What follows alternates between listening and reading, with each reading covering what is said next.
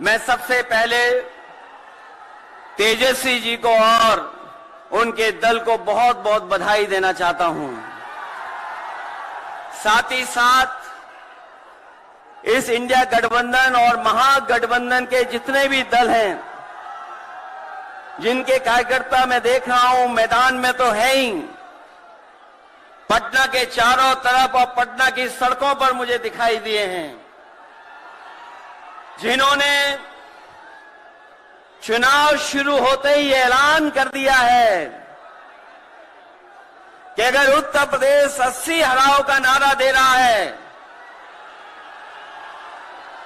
अगर उत्तर प्रदेश 80 हराओ का नारा दे रहा है, तो बिहार भी पीछे नहीं है। 40 हराओ का नारा यहां से भी निकल करके जा रहा है।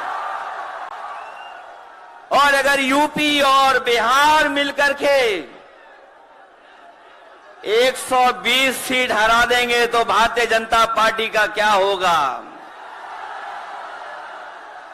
मैं अभी सुन रहा था, हमारे कम्युनिस्ट पार्टी के नेता ये कह रहे थे कि समुद्र मंथन हुआ था कभी। समुद्र मंथन हमारे सभी लोगों को पता है।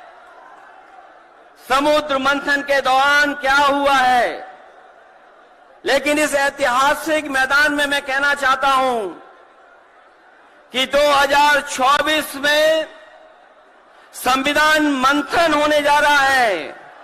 एक तरफ वो लोग हैं जो संविधान बचाना चाहते हैं, संविधान के रक्षक हैं, और दूसरी तरफ वो लोग हैं जो संविधान के भक्षक हैं, संविधान को खत्म करना चाहते हैं।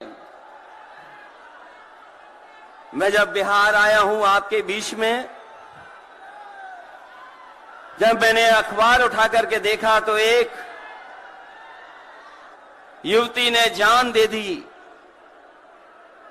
एक बेटी जो परीक्षा में दे करके आई थी,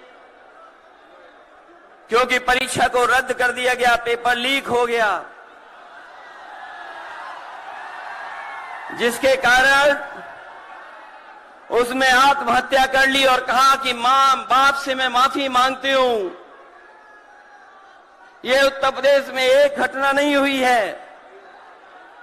उससे पहले भी कई नौजवानों ने, जिनको नौकरी नहीं मिली, उन्होंने अपनी जान दे दी। जिस से मैं चुन करके आता था, वहां भी एक ब्रजेश पाल बेटे ने, हमारी आपकी उम्र से कम उम्र, उस नौजवान ने पढ़ी लिखी डिग्री जो थी, उन डिग्रियों को जला करके और आत्महत्या कर ली। ये हालत है देश की। और वहां पर उत्तर प्रदेश में जहां पर से प्रधानमंत्री चुन करके जाते हैं, जनता ने भरोसा किया उन पर,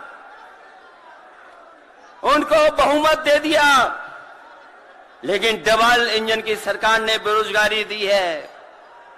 मुझे खुशी है कि तेजस्वी ने यहां पर नौकरियां दे दी, रोजगार दे दिए, और हम तो वहां 60 लाख बच्चे जिनको पेपर नहीं लिख पाए, उनका हिसाब किताब लगाते हैं। उनका अगर हम बड़ा परिवार न माने, केवल 3 सदस्य परिवार के माने, बेटा और मां बाप, तो 60 का गुणा 3, 1 करोड़ 80 लाख वोट, और 1 करोड़ 80 लाख लोगों को अगर हमने भाग दे दिया 80 लोकसभा से, तो केवल उत्तर प्रदेश में 2,25,000 हर लोकसभा में वोट कम हो गया है। लेकिन तेजस्वी ने बिहार में पलट करके दूसरा काम किया।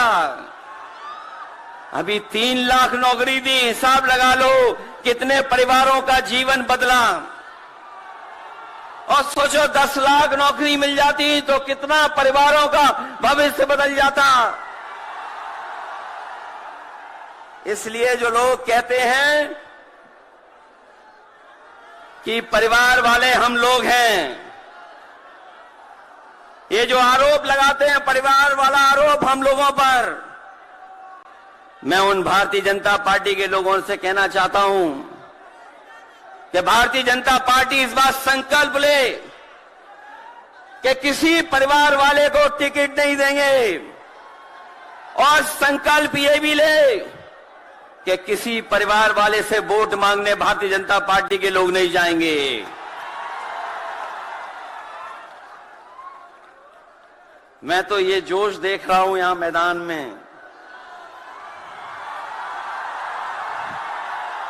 ये जो जोश दिखाई दे रहा है यही बदलाव लाएगा, यही भाजपा को हटाएगा। जब जोशीले नौजवान मिल जाते हैं तो बड़े बड़े लोगों का तख्त हिल जाता है।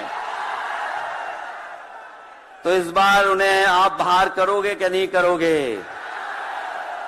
पहली सूची बीजेपी की आ गई, उस सूची में बिहार बाहर है, बिहार नहीं है उसमें, इसलिए बिहार से वो बाहर जाने वाले हैं। यूपी वाले भी बाहर कर रहे हैं उन्हें। इसलिए मैं आप सबका धन्यवाद देता हुआ और आदरणीय लालू प्रसाद यादव जी का मैं विशेष धन्यवाद दूंगा कि जो इस रैली में पधार करके न जाने कितने लोगों का मनोबल बढ़ाने का काम कर रहे हैं। न केवल यूपी के लोगों का, बिहार और देश के लोगों का मनोबल बढ़ा रहे हैं। और जो तकलीफ और परेशानी उन्होंने जीवन में देखी है वो राजनीतिक देखी है।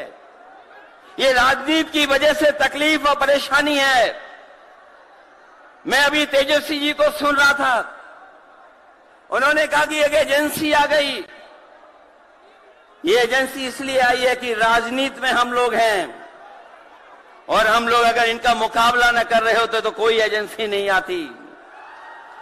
उन्हें डर है कि ये ताकत मिलकर के, ये गठबंधन बन करके उनको हटाने का काम करेगा।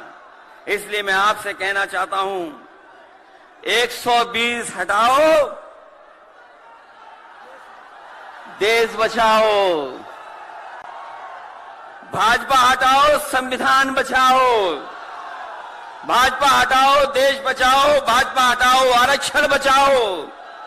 भाजपा हटाओ, नौकरी पाओ। भाजपा हटाओ, संकट मिटाओ। मैं इन्हीं शब्दों के साथ मैं सभी लोगों का बहुत बहुत धन्यवाद और आभार प्रकट करना चाहता हूं, इस उम्मीद और इस भरोसे के साथ कि जब कभी हम लोग अगली बार मिलेंगे तो ये डबल इंजन की सरकार बाहर होगी। यूपी से लेकर के बिहार तक भारतीय जनता पार्टी बाहर होगी। बहुत बहुत धन्यवाद आपका।